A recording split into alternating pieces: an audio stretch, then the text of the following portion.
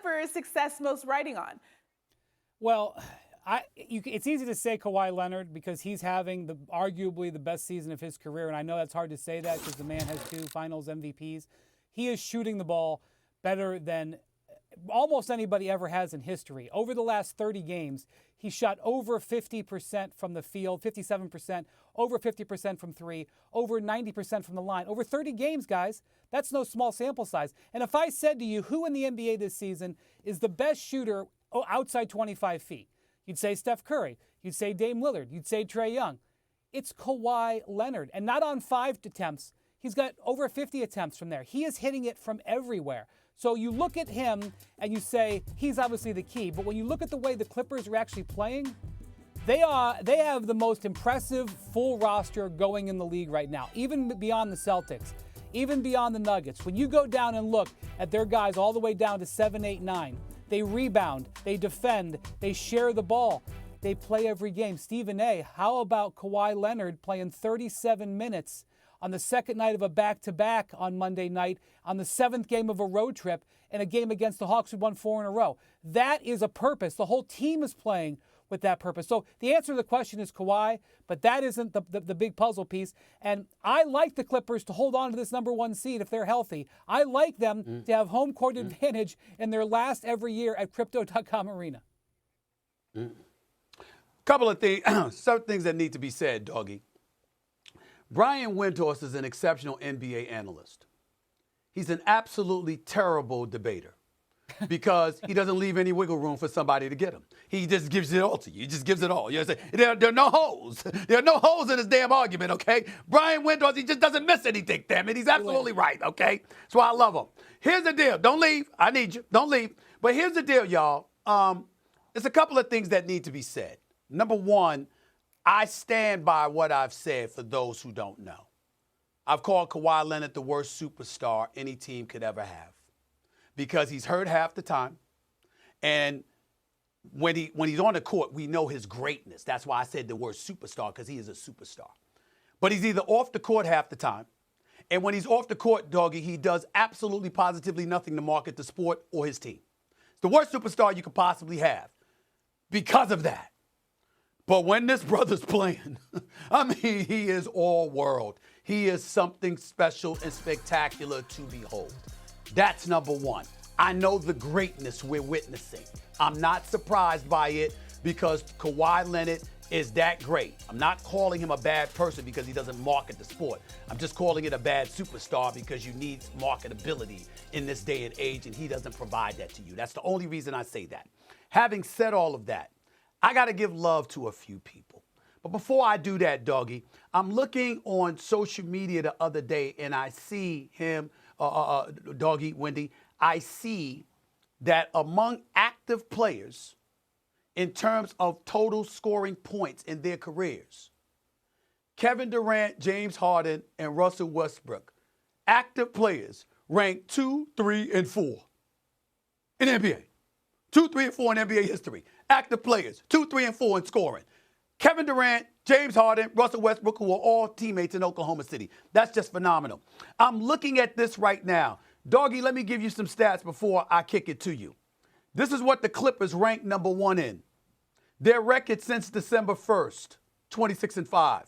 Offensive efficiency, field goal percentage at 51.1%. 3-point field goal percentage at 41.8%.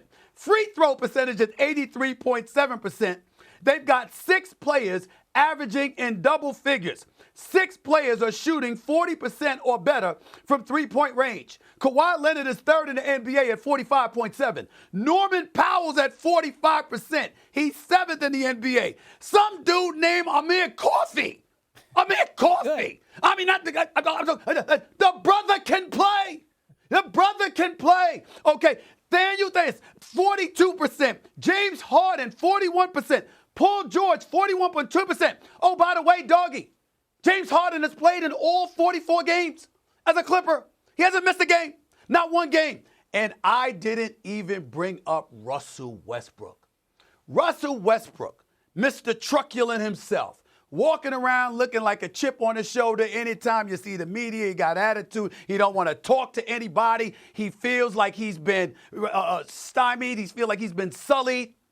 Russell Westbrook is a leader. Russell Westbrook is a player.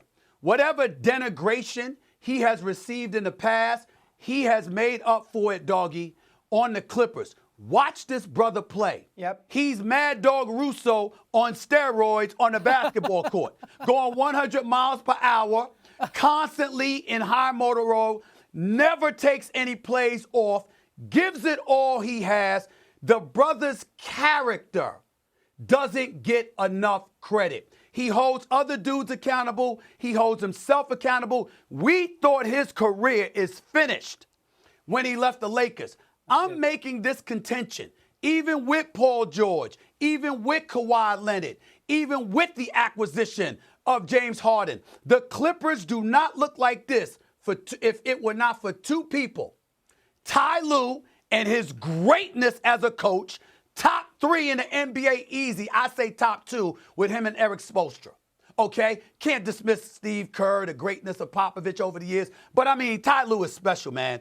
And Russell Westbrook, if the Clippers win a championship, and I think they can do it.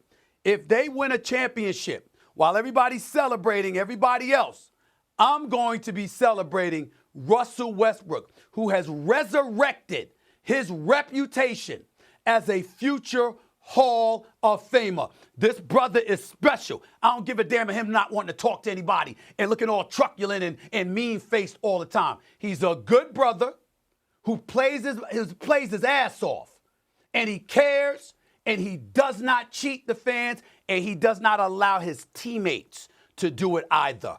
Russell Westbrook, keep your eyes on that brother. Stephen A. is serving as a coach against Shannon Sharp. Now, I'm looking at your roster, Stephen A., and look, you got an Oscar winner there, Jennifer Hudson. You got C.J. Stroud. I'm a Buckeye fan. I mean, I'm going to be rooting for C.J. to light it up. Celebrity game. Okay. What's this? Once a Nick, always a Nick. Meta World Peace. What kind of ringer bleep do you got going on there, Stephen A.? You got an NBA player. What? You got a multi-time All-Star Defensive Player of the Year. Right. What the heck is going on? Oh, I can explain this. This is easy. This is the easiest question you've ever asked me, Wendy. I can explain that right now. First of all, Jennifer Hudson, who was kind enough to invite me on her show, she's a superstar. I mean, the stars tend to gravitate to Stephen A. That's just the way it goes. That's number one.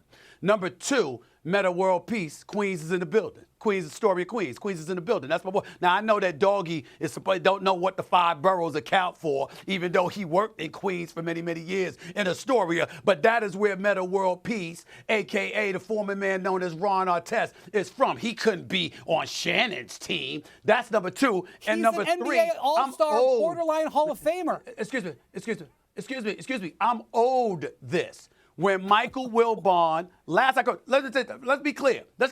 I did not volunteer for this. I did not want to coach this team. I wanted to sit back and relax and enjoy All-Star Weekend. But, Mr. Dave Roberts and the NBA come to me wanting me to coach this team instead of, and I said, y'all are not going to put ringers against me and fix it for the other team the way that you did for Michael Wilbon when he had Common in the crew in Chicago years ago. We ain't going for that fix.